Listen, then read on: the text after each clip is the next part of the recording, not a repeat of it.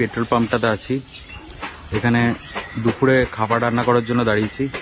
এখানে এই যে একটা ট্যাঙ্কি রয়েছে, এখানে রান্না করার যেমন ব্যবস্থা আছে সেরকম চান টান করার জন্য দারুণ ব্যবস্থা আছে।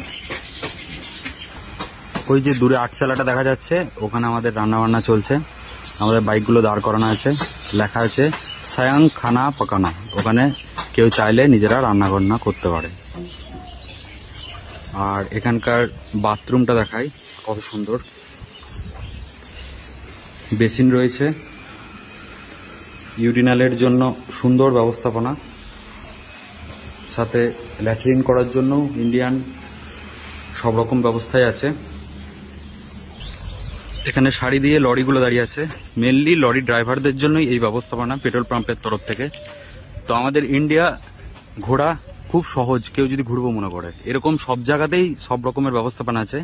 এই জায়গাটা হচ্ছে মেনলি আমরা মালদা থেকে বেরিয়ে আমরা ডালখোলা পেরিয়ে খিদে পেয়ে গেছিল, ওই জন্য রান্নার জন্য দাঁড়ালাম। এই জায়গাটা হচ্ছে ডালখোলা আর কিষানগঞ্জের মধ্যখানে। এটা ঠিক ওয়েস্ট বেঙ্গলের লাস্ট, বিহারের শুরু, এরকম জায়গাতে। এখানে লেখা আছে যে স্বয়ং খানা পাকানা, এখানে নিজে নিজে রান্না করে ড্রাইভাররা খেয়ে থাকে। এদিকে রেস্টুরেন্টও আছে, কেউ চাইলে খেতেও পারে, রেস্টুরেন্টের খাবারও খেতে পারে। এই যে ট্যাঙ্কিটা যেখানে দেখলাম যে স্নানের ব্যবস্থা আছে, পাশেই সুন্দর অনেক বড় বাথরুম আছে।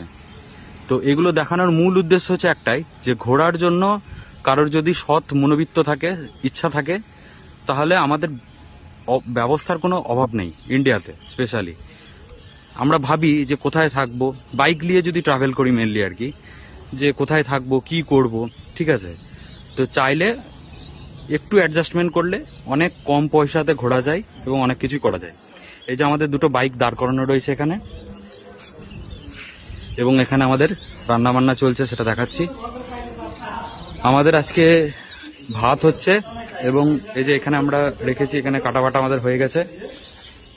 এখানে সুন্দর আছে বাসন ধোয়ার জন্য, সুন্দর ব্যবস্থাপনা আছে, হাত ধোয়া, বাসন ধোয়া। এদিকে দাদারা রান্না বান্না করছে, লরির ট্রাক ড্রাইভার হবে। এখানে আমাদের রান্না বান্না চলছে। আমাদের আজকে সয়াবিন আলুর তরকারি আর ভাত হবে। ভাত 1 ফুট করা হয়ে গেছে, আর 1 ফুট করবে। তার আগে এই যে সয়াবিন আলুর তরকারি রান্না হচ্ছে। এরপরে আমরা ভাত খেয়েই আমরা বেরিয়ে যাব শিলিগুড়ির উদ্দেশ্যে। শিলিগুড়ি এখান থেকে আর 60-70 কিলোমিটার মতো হবে, আর একটু বেশি হতে পারে, হয়তো 70 কি 80 কিলোমিটার হবে। আমাদের আজকে ইচ্ছা হচ্ছে যে আলিপুরদুয়ার অব্দি যাওয়ার। দেখা যাক কতটা কি যেতে পারি আজকে।